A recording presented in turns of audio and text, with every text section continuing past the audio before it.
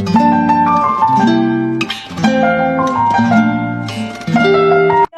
for today's video guys, so bago tayo kumain, syempre, meron ko pakita sa inyo ang aking mahiwagang plato.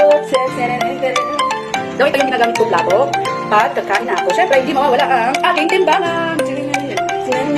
So syempre, dito ko tinitimbang lahat ng mga kinakain ko guys. So, ako, dito sa Mexican Husters. Ano, hindi naman aking chan. Diba? Gusto din ang kinahanap-nan ng aking pagdaday. Nagsimula ako ng October. Pero pag-check up ako sa aking OB. Thank you sa aking OB. Salamat.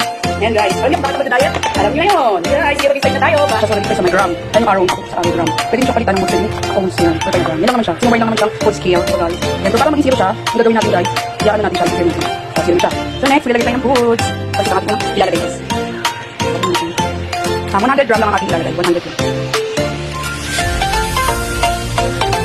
Ito lang natin. 55.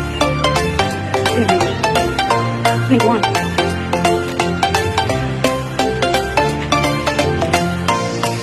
Ayun, 90. Sige, sabi ng 21 na yung ating palit. Kinare ko na siya para mag-zero. Next natin na, John Dog. John Dog is 71 grams. Next naman na, bali next naman natin yung rice here natin para mag-zero.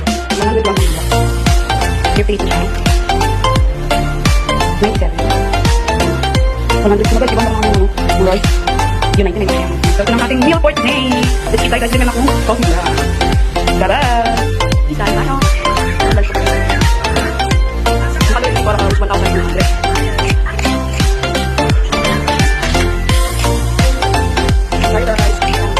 Ang laki ng palisip ko nito, broccoli is ng 400. Ito ang pancit, 91. Ito 171 kilogram. Tapos yung rice, 100. Kaya 100. Wala natin 500 approximate calories. Tapos ang calorie intake per araw is 1,200. Meron pa akong 700. Pero ang kumain naman ng kada, lunch, saka dinner. May kumain yung rice, 500. Pero kapag dami sa calorie intake guys, kahit ano, pwede mo kainin. Basta, matitimbang mo. Sa food stain. So, ang ngayon, pinaka. Siyempre, yung coffee tayo.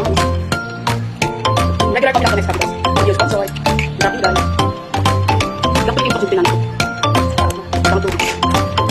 Lang ako rin ko tapos. Sister yung nagpa-check ako sa office. Ito na yung nire-review ko.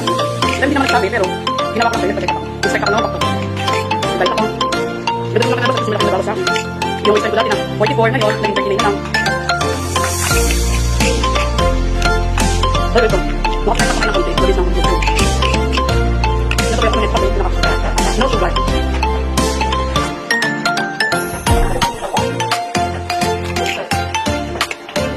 Ito mga pakali na agad ng hotdog na kanina. Ito na pala na gulay. Kaya ko sa akin dito, hindi na ubos na kapag talaga na pinapasok. So, pwede tayo kanila. Gusto ko lang ha. Kapag pala. Pwede pa yung tiga. Pwede pa yung tiga.